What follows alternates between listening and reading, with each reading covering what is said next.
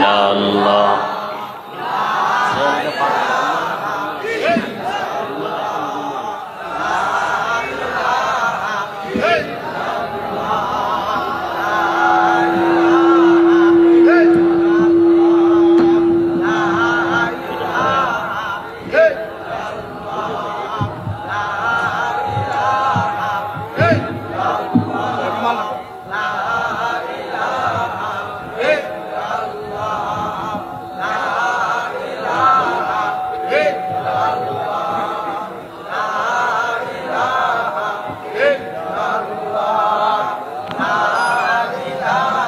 চেহারা তো ভাঙ্গা।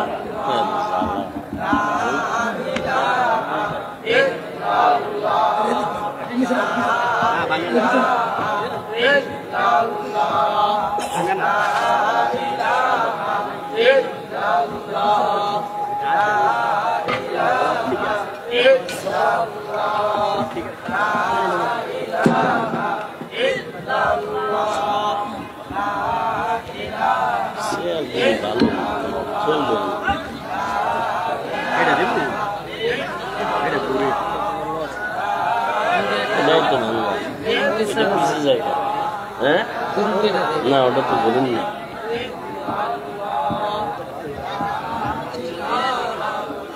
ভালো চেয়ার নাই না, ওটা করবে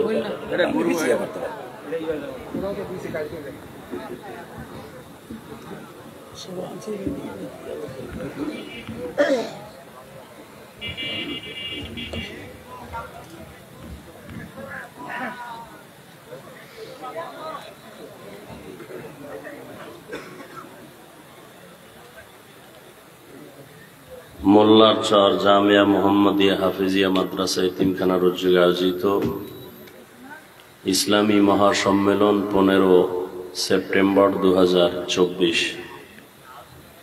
মহতি এ মাহফিলে উপস্থিত মোহতারাম সম্মানিত সভাপতি হযরত উলামায়ে কেরাম, অত্র অঞ্চলের বিভিন্ন জায়গা থেকে আগত আল্লাহ পাকের আশিকিন, জাকিরিন, শাকিরিন, মুহিব্বিন, মুরব্বিয়ান এজাম,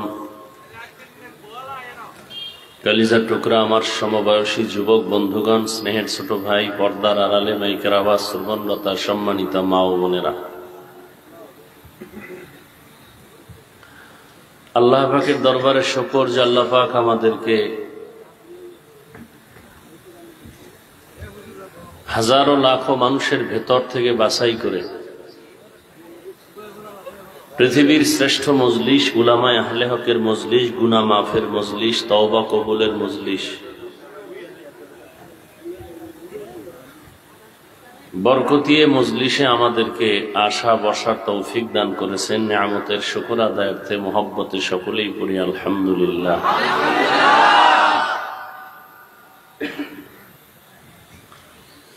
দরুদ ও সালাম সৈয়দুল মুরসালিন রহমতুল্লিল আলমিন, শফিউল মুজনিবিন, খাতামুন নবিয়্যিন, সৈয়দুস সাকালাইন, ইমামুল মুরসালিন,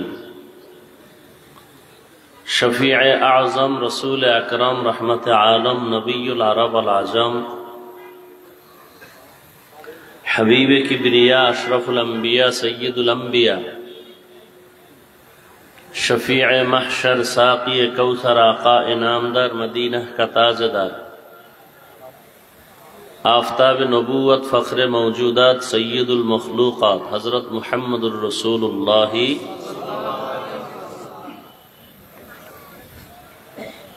সর্বোপরি শুকর যে আল্লাহ আমাদেরকে সুস্থ রেখেছেন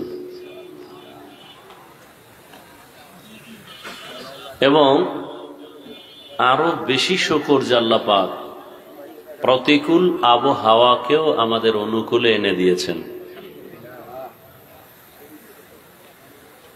আমরা মাগরিবের নামাজের পরে ঢাকা থেকে যখন বের হই তখনও বৃষ্টি, কল্পনাই করা যায় না যে এখানে প্রোগ্রাম হবে,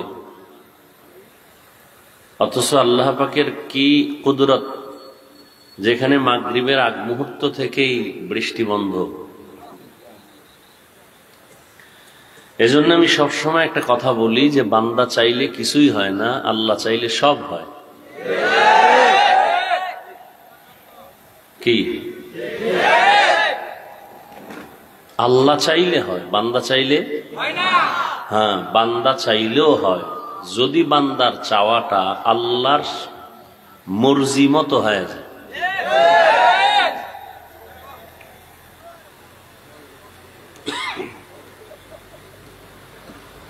তো আল্লাহ সব কিছু কমপ্লিট করে দিলেন, এখানে আসার মতো বসার মতো সুযোগও দিয়েছেন।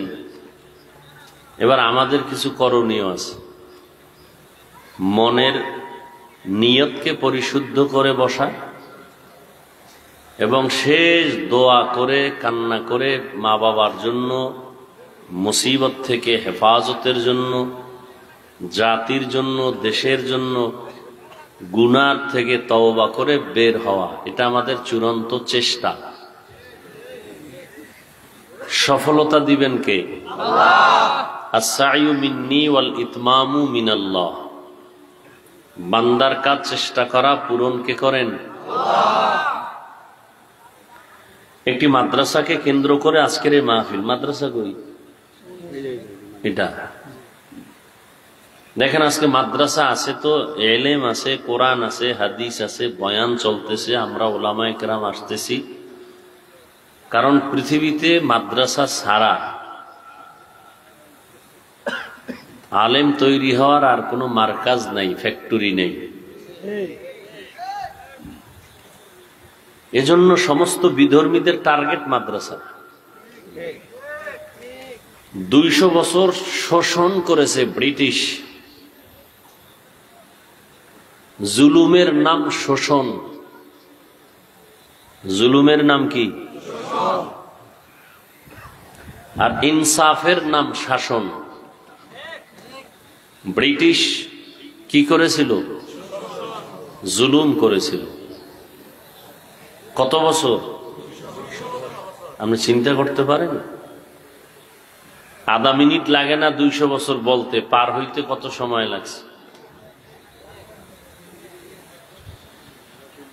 ভারতের হাজার হাজার হাজার মাদ্রাসা সরকারের টাকায় চলতো, ব্রিটিশটা বন্ধ করে দিছে। হাজারো হাজারো হাজারো আলেমকে ফাঁসি দিয়া এরকম রাস্তার পার্শ্বে গাছে লাশ ঝুলায় রাখছে।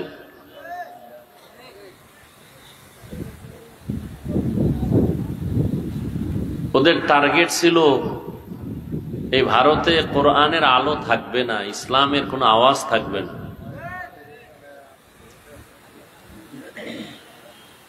আল্লাহ কি চাইছেন? যেখানে তোরা কোরআনের আলো রাখবি না, আমি সারা দুনিয়ার কোরআনের আলোর গোডাউন বা ফ্যাক্টরি বা পাওয়ার হাউস ভারতে বানাবো। সারা দুনিয়াতে কওমি মাদ্রাসার যত খেদমত আছে সবকিছুর মূল গোডাউন, মূল পাওয়ার হাউস দেওবন্দ। দেওবন্দ এমন একটা পাওয়ার হাউস, যেই পাওয়ার হাউস থেকে তাবলীগের আলো ছড়িয়ে আছে গোটা পৃথিবীতে। অস্বীকার করলে সে তাজা মুনাফিক।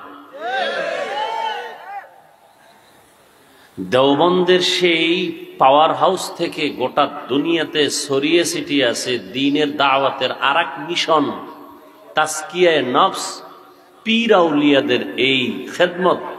ভণ্ডামি নয়, আহলে হকের লাইন। ভণ্ডামিও আছে না নাই? নাই। আপনারা কথাগুলো বুঝেন। কথা বুঝতে হলে ঠান্ডা মাথায় কথা শুনতে হয়। এই জন্য শুরুতেই বলছি, আল্লাহ নিয়ে আসছেন, আবহাওয়া অনুকূলে করছেন, সব ঠিক। এবার আমাদের নিয়তকে সহি করেন, পরিশুদ্ধ করেন। আল্লাহ, তোমার মহব্বতে আসছি, তোমার পরিচয় নিয়ে তওবা করে গুনাহমুক্ত হয়ে যেতে চাই। কথা শুনেন, বুঝেন। তালে তালে বহুত নাচতে নাচতে পর্যন্ত আসছেন, একটু বুঝার চেষ্টা করেন।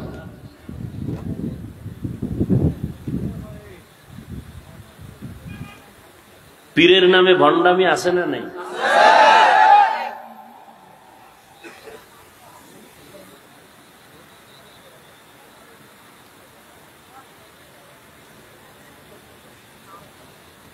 আল্লাহ ছাড়া ভিন্ন কাউকে সিজদা দেওয়া হারাম, কথা ঠিক না? এখন যদি কেউ সিজদা নেয় এটার নাম শিরিক। সিজদা দেওয়া বা নেওয়া এর নাম কি? শিরিক। আল্লাহ কোরআন শরীফে বলেন সব গুনাহ আমি চাইলেই ক্ষমা দিব, কিন্তু শিরকের গুনাহ আমি সহসা ক্ষমা দিব না। আল্লাহ শিরিক মুক্ত ঈমান আমাদেরকে দান করুন। বর্তমান আরবি মাস রবিউল আউয়াল।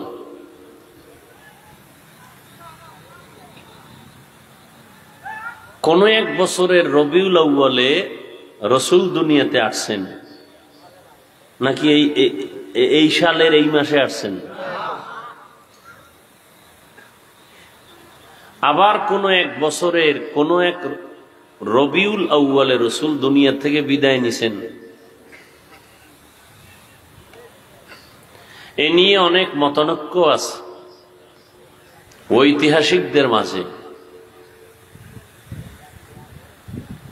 আমরা মূল জিনিসটা এখান থেকে বের করে নিব। নবী কবে আসছেন, কবে গেছেন, এ নিয়ে আমাদের একটা শুধু শুধু পেরেশানি হয়ে লাভ নাই। মূল জিনিসটা নিব, নবী কেন আসছেন, আমাদের করণীয় কি আছে নবীজির থেকে, এগুলো আমরা গ্রহণ করব, কি বর্জনীয় আছে এগুলো বর্জন করব। এটা আমাদের কাজ। নবী আসছেন এটাই সঠিক।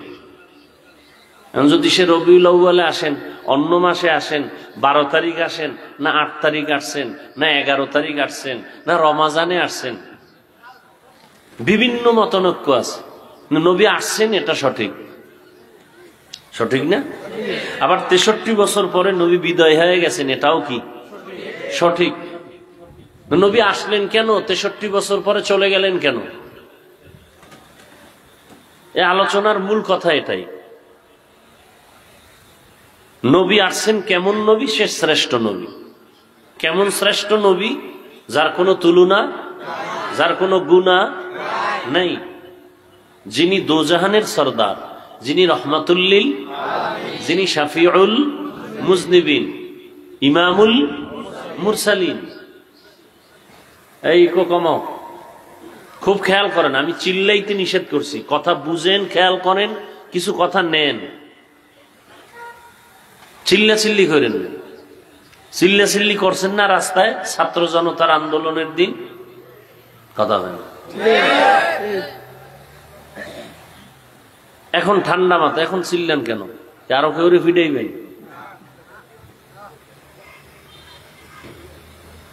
কেউ চিল্লায় বেশি খাইছে, পেট ব্যথা করে, আর একটাই চিল্লায় খাইতে পারি নাই, ক্ষুধা লাগছে। বুঝেননি? কি বুঝেন? কেউ চিল্লায় বেশি খাইছে, খাইতো 5 বছর, এ জায়গায় 15, কথা কয় না। এটা খুব জোরে ঠিক কইছেন না? আর একদল যে 17 বছর না খায় রয়েছে, এরাও কিন্তু চিল্লায়, কথা কয় না। বুঝেন, কিছু বুঝেন, ভালো করে বুঝেন, কিছু কথা অন্তরে নেন। কোরআন হাদিসের বয়ান করব, সুদখোর কয় হুজুর এমনি বয়ান করেন, ঘুষখোর কয় এমনি বয়ান করেন।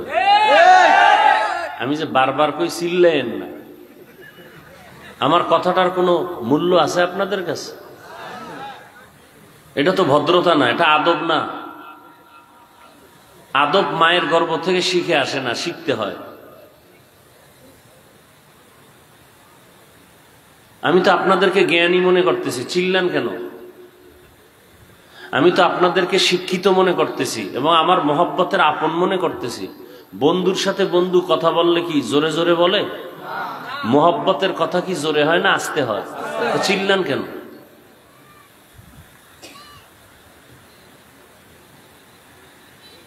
আমি কি বুঝাতে চাই বুঝেন, কিছু কথা নেন।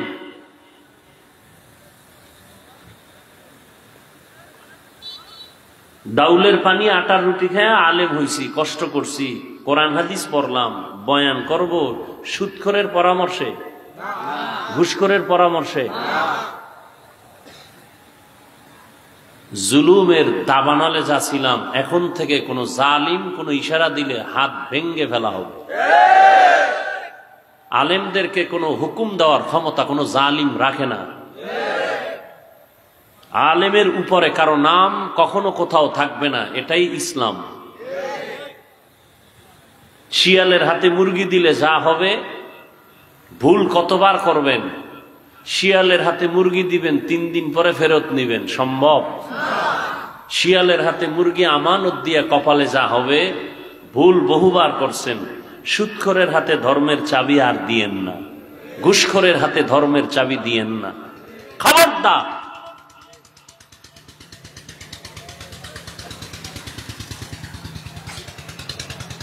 আল্লাহ সব ভাইকে বুঝার, আমল করার তৌফিক দান করেন।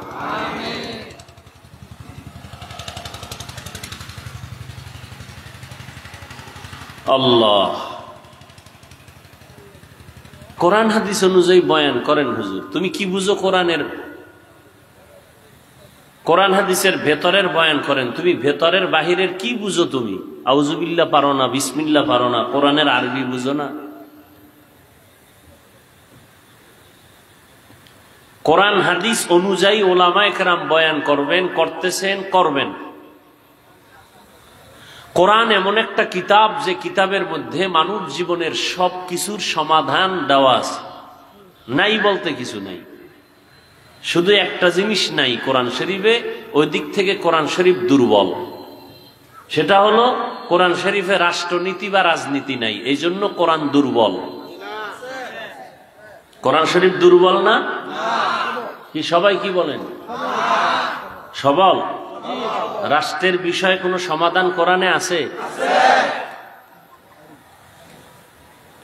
নবীজি রাজনীতি করছেন, মদিনার রাষ্ট্র পরিচালনা করেন নাই? রাষ্ট্র পরিচালনা করার নাম রাজনীতি, কথা ঠিক না? আর রাষ্ট্রের জায়গায় বসে ইনসাফ করার নাম শাসন, রাষ্ট্রের চেয়ারে বসে জুলুম করার নাম শোষণ। শাসন করলে হয় শাসক, শোষণ করলে হয় শোষক। আমার নবী শাসন করেছেন, আবু বকর সিদ্দিক শাসন করেছেন, হযরত ওমর শাসন করেছেন, হযরত আলী ওসমান শাসন করেছেন। শাসনের অপর নাম শান্তির সুবাতাস।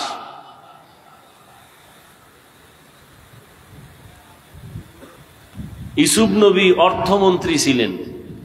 কোন নবী? কোরআন শরীফে ঘটনা নাই? সুলাইমান নবী গোটা দুনিয়ার পরিচালনা করছেন, পুরা পৃথিবী। কোরআন শরীফে ঘটনা নাই? কেন বলেন রাজনীতি নাই? হ্যাঁ, আপনি যে জুলুম করেন, মানুষ জবাই করেন, এগুলো কোরআনে নাই। এই পচা পেটনীতি, দুর্নীতি ইসলামে নাই, কোরআনে নেই।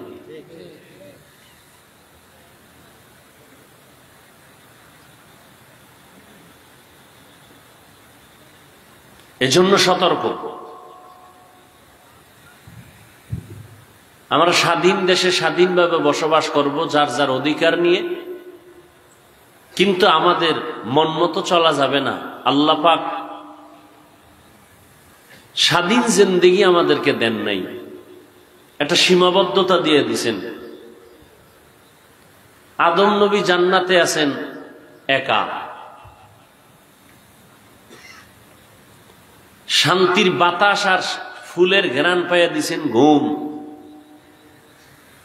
এমন গভীর ঘুমে গেলেন, আল্লাহ পাক কুদরতের দ্বারা আদম নবীর পৃষ্ঠ থেকে কুদরতের হাত লাগাইয়া ওখান থেকে কিছু জিনিস বের করে আল্লাহ কুদরতের দ্বারা আম্মাজান হাওয়া আলাইহাস সালামকে সৃষ্টি করলেন। করে পৃথিবীর শ্রেষ্ঠ সুন্দরী রূপসী রমণী আমাদের মা জান্নাতি পোশাক দিয়া সাজাইয়া জান্নাতের কোন এক প্রান্তে বসায় রাখলেন। আদম নবী তো ঘুমায়। খুব খেয়াল করবেন, আদম নবী সজাগ হয়ে দেখে অচেনা এক সুন্দরী রূপসী বসে আছে, দর্শন শুরু। চোখের চাহনিকে দর্শন বলে। মহব্বতের আকর্ষণ বাড়তেছে, কাছে যেতে মনে চায়। আল্লাহ তো জানেন। আল্লাহ বলেন, আদম মনে চায় যেতে না, বৈধভাবে যাও, অবৈধ না। ডাইরেক্ট যাওয়া যাবে না, ঘুরাইয়া যাও। আমাদের গ্রামের কিছু পণ্ডিতেরা বলে না, আমরা ডাইরেক্ট খাই, হুজুরেরা ঘুরাইয়া খায়। কয় না? কয় না? আমার যুবকেরা ডাইরেক্ট খায়, পার্কে ঢুকছে লয়া দৌড়। আর আমরা হুজুরেরা মেয়ের বাবা, ছেলের বাবা সব ডাইকা, এরপরে মাঝখানে বসাইয়া, এরপরে খুতবা, কালেমা, তওবা সবকিছু কইয়া এটারে ঘুরাইয়া এরপরে বৈধ করি। ডাইরেক্ট হারাম, ঘুরায় খাওয়া বৈধ। আল্লাহ কয় ডাইরেক্ট যাওয়া যাবে না, ঘুরাইয়া যেতে হবে। কয় মাঝখানে ঘুরতে হবে। কির মধ্যে দিয়া ঘুরবো? কয় তোমার মোহর দিতে হবে। টাকা? কয় না, টাকা নেই। কি দিয়া দিতে হবে? আল্লাহ কয় আমার প্রিয় নবী, রহমতের নবীর নামে 8 বার অথবা 11 বার দরুদ শরীফ পড়ো।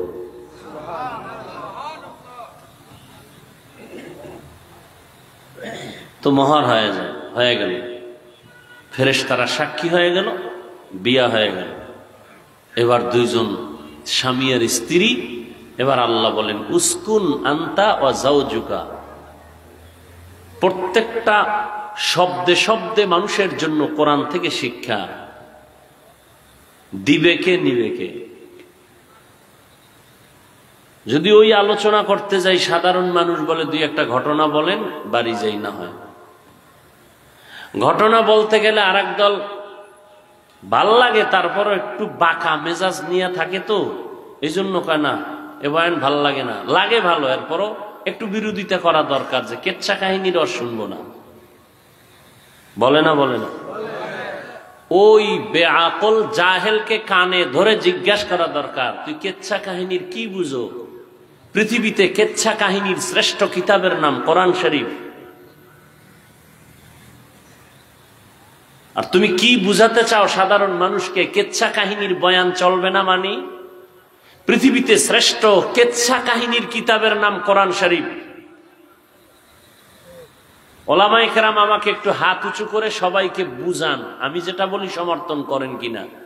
কোরআন শরীফে গরুর কেচ্ছা আছে না নেই? সন্দেহ আছে? কোরআন শরীফে বাঘের কেচ্ছা আছে না নেই? কোরআন শরীফে পিপিলিকার কেচ্ছা, মশার কেচ্ছা, মাছির কেচ্ছা, সাপের কেচ্ছা নাই? হাতির কেচ্ছা নাই? কি না?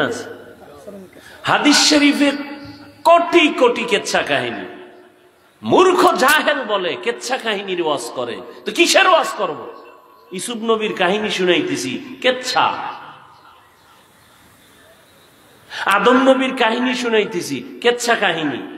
এবার আসবা কোরআন হাদিসের ছাড়া আরো কিছু ঘটনা আমরা শুনাই। আমাদের মুরব্বীদের কোন ঘটনা শুনাই, যে ঘটনা, যে কেচ্ছা বললে মানুষের দিল নরম হবে, চোখে পানি আসবে, আমলের জন্য দিল তৈরি হবে। আমরা সোনাবন্দের কেচ্ছা শুনাই না।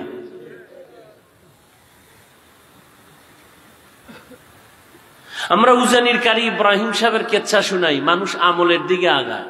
আমরা কাসেম নানতুবির কেচ্ছা শুনাই, আমরা কারি তৈয়ব রহমতুল্লাহ আলাইহির কেচ্ছা শুনাই, আনোয়ার শাহ কাশ্মীরির কেচ্ছা শুনাই। এগুলো কোরআন শরীফে না থাকলে কি হবে? এই কিচ্ছার দ্বারা মানুষের দিল তৈরি হয়, মানুষের দিলের পরিবর্তন আসে। মানুষ গাঞ্জা খায় না, গাঞ্জাখোর গাঞ্জা ছেড়ে দেয়। তোমার এখানে বিরোধিতা কেন?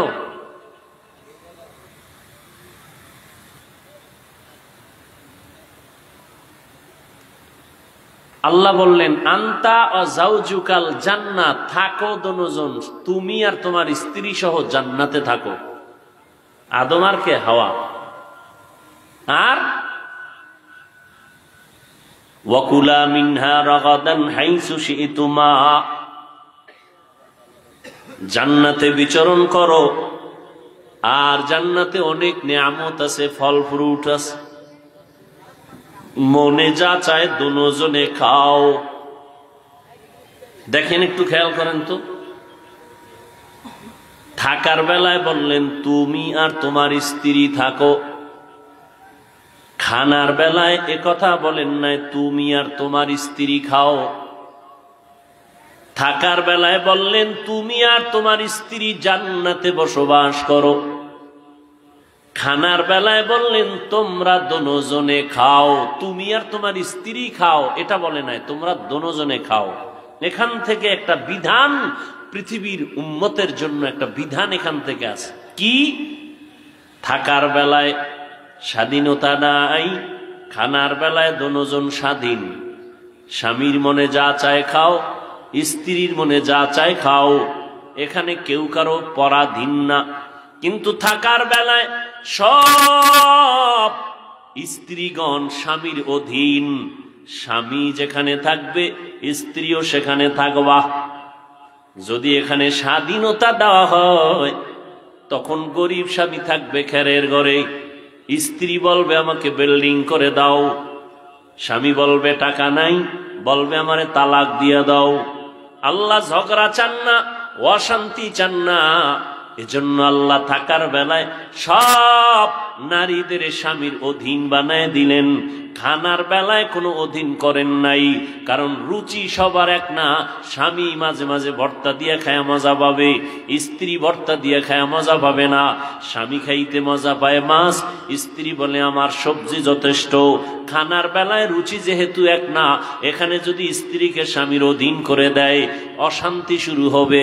ইসলাম অশান্তি চায় না, আল্লাহ অশান্তি চায় না। শান্তির জন্য আদম আর হাওয়া দিয়া উম্মতের জন্য বিধান কায়েম করে দিলেন।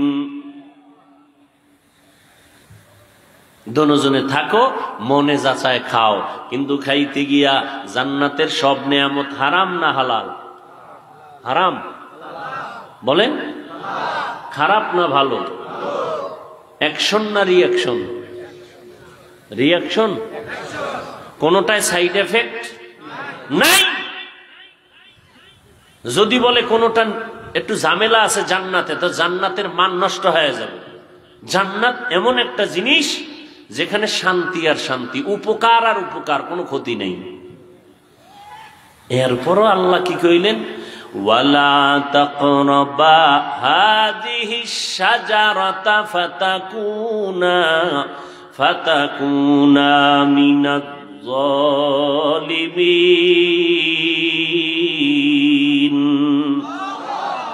ওই একটা গাছকে ইশারা করে বললেন তুমি যেখানে যাও জান্নাতে, যা মনে চায় দোনোজনে খাও, ওই গাছের কিনারায়ও যাইবা না। ওই গাছে ধরবা, ফল খাইবা, ওটা পরে, কাছেও যাবা না। জান্নাতের সব গাছ ভালো, সব ফল ভালো, নিষেধ কেন? ওই গাছটা কি কাঁটাওয়ালা গাছ কয় না, ওই ফলটা কি বিষধর ফল কয় না, নিষেধ করলেন কেন? কয় আল্লাহ কয় আমি এখান থেকে একটা বিধান আওলাদে আদমের দিয়ে দিলাম কিয়ামত পর্যন্ত। ও বান্দা, তোমার চলাফেরার মধ্যে স্বাধীনতা নাই, একটু পরাধীনতার পর্দা লাগানো আছে। মন চাইলে যেখানে সেখানে যাইতে পারবা না। মনে চাই সিনেমায় যাইবা, ওখানে গেলে গুনাহ হবে, মনে চাইলেই যাওয়া যাবে না। খানা সামনে আছে, পেটের মধ্যে ক্ষুধা আছে, চাইলেই খাওয়া যাবে না। আগে দেখবি আল্লাহর আইনে হালাল না হারাম। আমি বিধান দিয়ে দিলাম, আমি আল্লাহ যা খাইতে অনুমতি দিছি তা হালাল, যেটা অনুমতি দেই নাই তা সব সময়ের জন্য হারাম। আল্লাহ সীমাবদ্ধতার মধ্যে দিয়ে দিলেন। রাস্তায় কুত্তা ঘোরে, কোনো দাম নাই। মালিকের শিকল গলায় লাগাইয়া যেই কুত্তা খুঁটির গোড়ায় বান্ধা আছে, ওটার দাম আছে। ওটা মানুষ টাকা দিয়ে বিক্রি করে, টাকা দিয়ে কিনে। কি ঠিক না? উড়ন্ত পাখি হাজার লাখ, কোনো দাম নাই। খাঁচায় আটকায় দিছেন একটা পাখি, এটার দাম আছে না নাই? রাস্তাঘাটে ঘুরো মানুষ, মনে চাইলে মদ পান করো, মনে চাইলে গাঞ্জা খাও, মনে চাইলে নামাজ পড়ো, মনে চাইলে পড়ো না, মনে চাইলে পর্দা করো, মনে চাইলে করো না, মনে চাইলে ঘুমাও, মন চাইলে ঘুমাও না। তোমার জিন্দেগির কোনো দাম নাই। যেই মানুষটা স্বাধীন চলে, ও মানুষের দাম নাই, ও কুত্তার মতো আল্লাহর জাহান্নামে চলে যাবে। ও যেখানে সেখানে গাড়ির চাকার তলে পড়ে মরে যাবে। কিন্তু যেই মানুষটা আল্লাহর হুকুম অনুযায়ী টাইম মতো ঘুমায়, আবার উঠা নামাজ পড়ে, টাইম মতো খানা খায়, এই মানুষটার দাম দুনিয়াতেও আছে, আখিরাতেও আছে।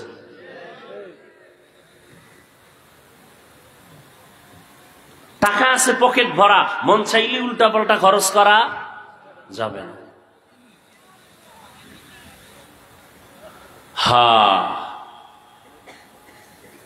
তো যে কথাটা বলতেছিলাম, ওলামায়ে কেরাম এই উম্মতের আসল রাহবার, উম্মতের রাহবার একমাত্র ওলামায়ে কেরাম। যেই রাহবার ছিলেন আম্বিয়ায়ে কেরাম, নবীরা আসবেন না, নাই।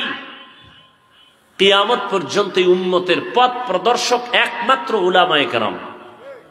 এই জাতি ওলামায়ে কেরামের সাথে যখন বেয়াদবি শুরু করেছে, তখনই পতন চলে আসে। ভারতের আলেমগো জবাই করলো, ফাঁসি দিল, মাদ্রাসা বন্ধ করলো, আগুন দিয়ে পোড়ায় দিল। এরপরও কি আল্লাহ দিন জিন্দা রাখছেন না? কি রাখছেন? কেন? আল্লাহ চাইলে হবে, বান্দা চাইলে কিছুই হবে। আল্লাহ চাইছেন আজকের ওয়াজ এখানে হবে, হচ্ছে। আল্লাহ যদি চাইবেন না, হবে না। কারো করার কোনো সাধ্য নেই। আল্লাহ সুযোগ দিছেন, এটা নিয়ামত। আপনারা আসছেন, এটাও নিয়ামত। বসতে পেরেছেন, এটাও নিয়ামত। এবার তওবা করে মা বাবার জন্য একটু দোয়া করে বিদায় নেওয়ার চেষ্টা করবেন।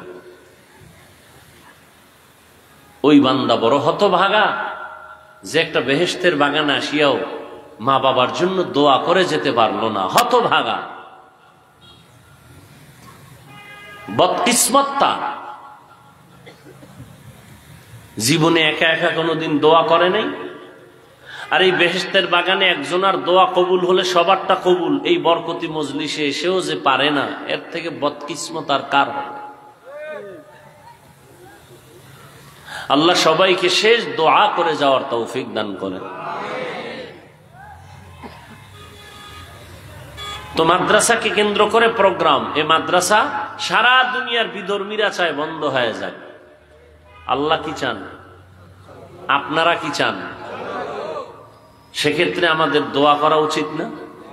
কি দোয়া করা উচিত, সহযোগিতাও করা উচিত। অনেকের দান সৎকার কথা শুনলেই বাঁকা নজরে তাকায়। হুজুরেরা পরেরটা খায়। পরেরটা খায় না কে? আমাদেরকে মানুষ কলিজা দিয়ে মহব্বত করে দান করে না। আর আমগো যারা আঙ্গুল বাঁকা করে তাকায়, ওরা তো মানুষের বুকের উপরে পাও দিয়া, ছুরি দিয়ে এরপরে জুলুম করে খায়। ওরা ডাকাত, ওরা জালেম।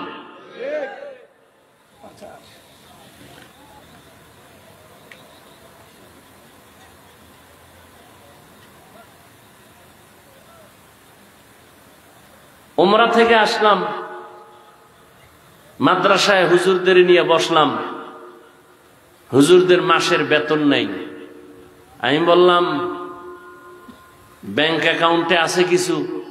নাই। আমি বললাম, আল্লাহর কাছে কাঁদতে থাকেন। আমার কান্না কইরেছি, এবার আপনাদেরটা কান্দেন। দেখেন আল্লাহ রাস্তা খোলেনি। ঠিকই আজকে এক আল্লাহর বান্দা আইসা একটা প্রোগ্রাম চাইলেন। কোন রকম তালমিল করে জোরাতালি দিয়ে দিলাম, সুযোগ নাই। পরে অ্যাকাউন্ট নাম্বার নিয়ে ব্যাংকে কিছু টাকা দিয়ে দিলেন, হুজুরদের বেতন হয়ে গেল। আমি কি স্বপ্নে দেখছি এই বান্দা কবে আসবে? হুজুরদের বললাম, কাঁদছেননি? আমারটা কবুলের কিছু আলামত পাইছি, আপনারা কাঁদেন, তাহলে ঠিক মতো প্রত্যেক মাসে আল্লাহ মিলাই দিবেন। আমাদের অভাব আছে, আল্লাহর অভাব আছে? কোনো অভাব নেই।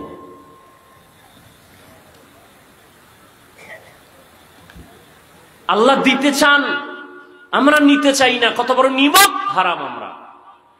আল্লাহ দিতে চান আদর করে, আমরা সেটা নিতে চাই না। আমরা অন্যেরটা জুলুম করে খেতে চাই। আল্লাহ যে এমনি দিবেন মোহাব্বত করে, এটা খাবে না।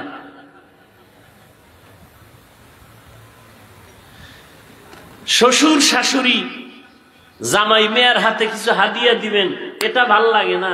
জোর কইরা নিয়ে আসবেন, এটা ভাল লাগে। যৌতুকের নামে আনবেন, এটা মজা। রাতারাতি বড় লোক হবে, যেই গাছ তাড়াতাড়ি বড় হয় ওই গাছ তাড়াতাড়ি ভেঙ্গে যায়। রাতারাতি যেটি বড় লোক হয় ওটির ঘর বাড়ি সব জ্বালায় দেয়, ঠিক নি? ভালো করে ওয়াজ বুঝো, এবার অন্তরে ঢুকাও, নিজে জুলুম থেকে বাঁচার চেষ্টা করো। কারো উপরে জুলুম করিও না, কাউকে জুলুম করতে দিও না, নিজেও জুলুমের শিকার হইও না। খালি আওয়ামী লীগের দিকে আঙ্গুল ঘুরাইও না। 15 বছর আর 17 বছরের হিসাবের মাঝখানে যে তুমি জুলুম করতেছো মায়ের সাথে, ভাইয়ের সাথে, বোনের সাথে, কর্মচারীর সাথে, তোমার প্রতিবেশীর সাথে, এই বিচার কি হবে সেই চিন্তাও ফাঁকে ফাঁকে করো। ভাইয়ের উপরে জুলুম করনেওয়ালা ভাই নাই? বোনের উপরে জুলুম করে এরকম ভাই নাই? মা বাবার উপরে জুলুম করে এরকম সন্তান নাই? কর্মচারীর উপরে মালিক হইয়া জুলুম করে নাই? ওদিকে আঙ্গুলটা ঘুরান না কেন? জুলুমের বিচার হবে মরার আগে। রসুলের হাদিস, কথাটা লিখে রাখবেন, ভুলে গেলে লিখে রাখেন। জুলুমের বিচার মরার পরে না আগে?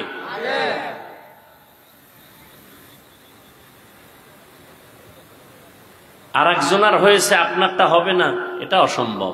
আর একজনার বিপদে হাসবেন না, ওই বিপদ আপনাকেও ধরে ফেলবে।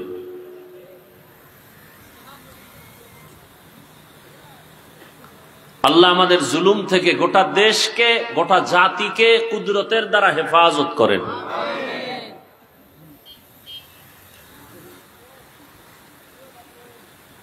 বিল্ডিং এর মালিক ভাড়াটিয়াদের ঠিক মতো পানি দেয় না, জুলুম আছে না নেই? নিজে যখন মনে চায় গেট খুইলা বের হয়ে যায়। ভাড়াটিয়ারা মসজিদে যাবে ফজরের সময়, গেট খোলার চাবি দেয় না, জালেম।